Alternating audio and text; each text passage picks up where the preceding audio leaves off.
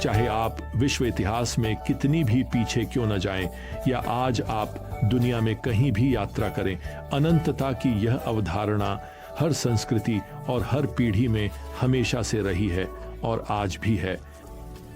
सुलेमान सभोपदेशक 3:11 में लिखते हैं कि परमेश्वर ने अनंतता को हमारे हृदयों में रखा है। और मैं आपको बताना चाहता हूं, वहां बाहर हर कोई जानता है कि इस जीवन के परे भी कुछ और है। अब अगर मैं आपसे कहूं कि मुझे बाइबल में कोई ऐसा हिस्सा दिखाए जिससे मुझे अनंतता में जीवन कैसा होता है इसकी एक झलक मिल सके, तो आप कहां देखेंगे? खैर, आप मत्ती, मरकुस या लूका में देख सकते हैं, क्योंकि ये तीनों सुसमाचार उस अद्भुत घटना को दर्ज करते हैं जिसे हम रूपांतरण पर्वत के नाम से जानते हैं। यह घटना उस समय से 1 हफ्ते बाद की है जब पतरस ने यीशु को परमेश्वर का पुत्र कहकर घोषणा की थी। और लूका 9:28 में आगे क्या होता है वह यहाँ है। उन्होंने यानी यीशु ने पतरस, यूहन्ना और याकूब को अपने साथ लिया और पहाड़ पर प्रार्थना करने गए। और जब वह प्रार्थना कर रहे थे तो उनके चेहरे का रूप बदल गया और उनके वस्त्र चमकदार सफेद हो गए। ये ऐसा है जैसे एक पर्दा कुछ समय के लिए हट गया हो और हम प्रभु की महिमा को स्वर्ग के राजा के रूप में देख पाते हैं। वास्तव में पद 32 से पता चलता है कि शिष्य सो गए थे और जैसे ही यह सब होने लगा वे बस जाग ही रहे थे, और मैं उन्हें अपनी आंखें मलते हुए, अपनी आंखों से नींद हटाते हुए देख सकता हूं, जैसे ही यह पहाड़ी सचमुच रोशनी से जगमगा उठती है। अब मत्ती के वर्णन में 17:2 में हम पढ़ते हैं, और वह उनके सामने रूपांतरित हो गया और उसका चेहरा सूर्य की तरह चमकने लगा और उसके वस्त्र प्रकाश के समान श्वेत हो गए। मत्ती ने यहाँ रूपांतरित के लिए जो शब्द इस्तेमाल किया है वह है मेटामॉर्फू, जिससे हमें मेटामॉर्फोसिस शब्द मिलता है। तो आप इसे इस तरह से भी सोच सकते हैं, वह महिमा जो हमेशा यीशु में पूर्ण रूप से परमेश्वर होने के कारण थी, हालांकि वह पूर्ण रूप से मनुष्य के रूप में मांस और रक्त में लिपटा हुआ था, वह महिमा, दिव्य महिमा, यूं कहें तो सतह पर आ गई इस अद्भुत दृश्य के लिए। वास्तव में मरकुस अध्याय 9 में हम यहाँ पद 3 में पढ़ते हैं, और उसके वस्त्र ऐसे चमकदार, अत्यंत श्वेत हो गए जैसे पृथ्वी पर कोई भी उन्हें धोकर इतना उजला नहीं कर सकता। स्पष्ट है मरकुस ने कुछ कपड़े धोए हैं। उसे अपनी टी शर्ट्स को सफेद करने में कुछ परेशानी हुई है और ब्लीच भी यह काम नहीं कर पाई। खैर, वह यहाँ कहता है कि यीशु का वस्त्र इतना सफेद था जितना कोई भी ब्लीच उसे सफेद नहीं कर सकती। लेकिन मैं आपको बताना चाहता हूँ, वहाँ एक तेज प्रकाश है जो वास्तव में प्रभु के शरीर से निकल रहा है, और यह सब कुछ यहाँ तक कि उसके वस्त्रों को भी इस चमकदार, चकाचौंध करने वाले प्रकाश में बदल रहा है। देखिए, यीशु के चमत्कारों ने हमें दिखाया है कि वह क्या कर सकते हैं। यह पर्वत की चोटी का क्षण हमें दिखाता है कि वह कौन है। वह बस पर्दे के पीछे से थोड़ा सा प्रकाश बाहर झलकने देते हैं, और यह किसी भी तरह से कम नहीं बल्कि चौंका देने वाली अद्भुत महिमा है। अब मैं यहाँ यह जोड़ना चाहता हूँ कि यह आपके परमेश्वर के संतान के रूप में शाश्वत गौरव की एक झलक है। प्रेरित यूहन्ना उन 3 पुरुषों में से एक हैं जो यहाँ इस पर्वत की चोटी पर हैं, और वह अपने छोटे पत्र 1 यूहन्ना 3:2 में लिखते हैं कि एक दिन जब यीशु प्रकट होंगे तो हम उनके जैसे होंगे। वास्तव में प्रियजनों, आपका भविष्य यहाँ उन 2 पुरुषों में पूर्वावलोकित होता है जो इस पर्वत की चोटी पर प्रकट होते हैं। लूका यहाँ पद 30 में लिखते हैं, और देखो 2 पुरुष यीशु से बातें कर रहे थे, मूसा और एलिय्याह, जो महिमा में प्रकट हुए और उसके प्रस्थान के विषय में बात कर रहे थे, अर्थात उसका निर्गमन। जैसे निर्गमन की पुस्तक हमें इज़राइल के मिस्र से बाहर निकलने का वर्णन देती है, निर्गमन का अर्थ है बाहर निकलना, वैसे ही यीशु मूसा और एलिय्याह से अपने इस पृथ्वी से प्रस्थान और फिर महिमा में लौटने के विषय में बात कर रहे हैं। तो ये बातचीत निश्चित रूप से उसकी क्रूस पर चढ़ाए जाने से लेकर उसके पुनरुत्थान और फिर महिमा में वापस स्वर्गारोहण तक सब कुछ शामिल करती है, और इसे नज़रअंदाज न करें। ये घटनाएं जो यरूशलेम में घटित होती हैं कोई दुर्घटनाएं नहीं हैं। अब प्रियजनों, यीशु कोई पीड़ित नहीं है। वह एक स्वेच्छा से दी गई बलि है। अब आप सोच सकते हैं मूसा और एलिय्याह ही क्यों हैं जो यहाँ यीशु से बातें कर रहे हैं। तो यीशु ने लोगों से प्रचार किया था, यह मत सोचो कि मैं व्यवस्था या भविष्यद्वक्ताओं को समाप्त करने आया हूँ। मैं उन्हें समाप्त करने नहीं बल्कि पूरा करने आया हूँ। यह मत्ती 5:17 है। तो सोचिए, क्या यहाँ इस पर्वत की चोटी पर वह मूसा से बात कर रहे हैं जो व्यवस्था का प्रतिनिधित्व करते हैं, और एलिय्याह से जो भविष्यद्वक्ताओं का प्रतिनिधित्व करते हैं। तो बस इस बात के बारे में सोचिए कि मूसा को मरे हुए या 500 साल हो चुके हैं। एलिय्याह को एक अग्निमय रथ में स्वर्ग ले जाया गया था लगभग 900 साल पहले।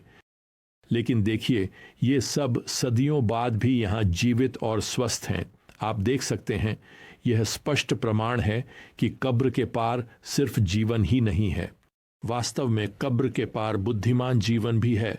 वहाँ एक महिमामय जीवन है, एक उपयोगी जीवन है कब्र के पार। मेरा मतलब है अनंत जीवन के चौंका देने वाले निहितार्थों के बारे में सोचिए। मूसा और एलिय्याह अब भी मूसा और एलिय्याह ही हैं। उन्होंने अपनी पहचान मूसा और एलिय्याह के रूप में नहीं खोई है।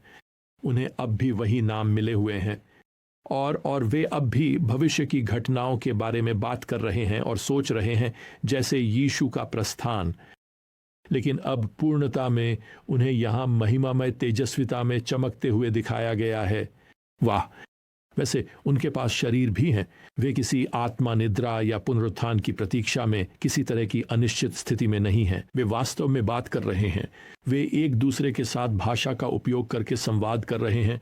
असल में मूसा और एलिय्याह यीशु के साथ वास्तविक घटनाओं के बारे में बात कर रहे हैं, ऐसी घटनाएं जो पृथ्वी पर घटित होंगी।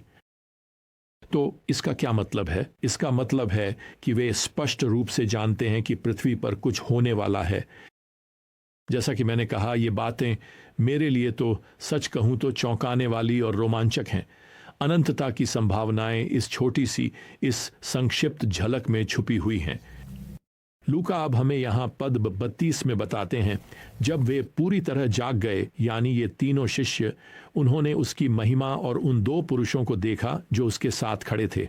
और जब वे पुरुष उससे विदा हो रहे थे तो पतरस ने यीशु से कहा, गुरु, यह अच्छा है कि हम यहाँ हैं। हमें 3 तंबू या मंडप बनाने दें, एक आपके लिए, एक मूसा के लिए और एक एलिय्याह के लिए, यह न जानते हुए कि वह क्या कह रहा था। खैर, ये 3 तंबू जो पतरस ने सुझाए, वे छोटे छोटे मंडप हैं, जैसे यहूदी लोग अपने मंडपों के पर्व के दौरान बनाते थे। यह वह वार्षिक पर्व है जो उनके जंगल में भटकने की याद दिलाता है। साथ ही एक ऐसा उत्सव है जो आने वाले राज्य की प्रतीक्षा में मनाया जाता है। जहां तक पतरस का सवाल है, तो उसके अनुसार राज्य अब शुरू होने ही वाला है। मेरा मतलब है यही तो है। लेकिन अचानक पद 34 में लिखा है, जब पतरस ये बातें कह रहा था, एक बादल आया और उन्हें ढंक लिया, और जब वे उस बादल में प्रवेश कर रहे थे तो वे डर गए। खैर, मैं शर्त लगाता हूं कि वे सचमुच डर गए होंगे।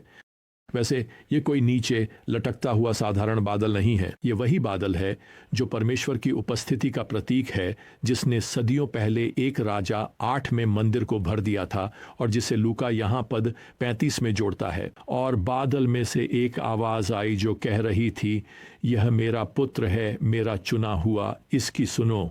जस अब यहाँ पिता द्वारा प्रयुक्त शब्दों से यूनानी भाषा में यह स्पष्ट हो जाता है कि उनका आदेश सीधे शिष्यों के लिए है।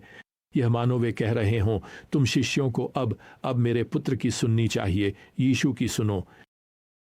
प्रियजनों, आप दुनिया में बहुत सी आवाजें सुनेंगे। जो कुछ भी आप सुनते हैं उसे परमेश्वर के वचन के अनुसार परखें। उसका वचन अंतिम अधिकार है। भटक मत जाना, यीशु की सुनो। खैर, शिष्य अब स्पष्ट रूप से सुनने के लिए तैयार हैं और बोलने के लिए नहीं, क्योंकि हमें यहाँ पद 36 के अंत में बताया गया है, और वे चुप रहे और उन दिनों में उन्होंने जो कुछ देखा था उसमें से किसी को भी कुछ नहीं बताया। वास्तव में मत्ती का सुसमाचार हमें बताता है कि जब वे पहाड़ से नीचे आ रहे थे तो यीशु ने उन्हें कहा कि वे जो कुछ उन्होंने देखा था उसके बारे में तब तक कुछ न कहें जब तक कि उसकी पुनरुत्थान न हो जाए। क्यों नहीं? क्योंकि जितना अद्भुत यह अनुभव था, यह अनुभव उनके मसीही विश्वास या जीवन की नींव नहीं था, और आज भी हम उन अनुभवों पर निर्भर नहीं रहते जो आते जाते रहते हैं, चाहे वे अनुभव कितने भी चौंकाने वाले, सनसनीखेज या असामान्य क्यों न हों। परमेश्वर का वचन हमारे दैनिक मसीही जीवन की नींव है और परमेश्वर का वचन कभी नहीं बदलता। मुझे यह ध्यान आता है कि पतरस, याकूब और यूहन्ना ने अपना बाकी जीवन यह बताते हुए नहीं बिताया कि वे उस पहाड़ की चोटी पर थे। वास्तव में 2 पतरस 1 में इसके एक बहुत संक्षिप्त उल्लेख को छोड़कर उनमें से किसी ने भी इसके बारे में कुछ नहीं लिखा। देखिए, आप अपना जीवन उस पर नहीं बनाते जो आपने देखा है या जो आपने अनुभव किया है।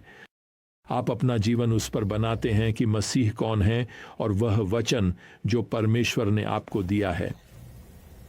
बस यह मत भूलिए, एक दिन आप उन्हें देखेंगे और ठीक जैसे मूसा और एलिय्याह, हम भी उनके साथ अनंत काल में रहेंगे।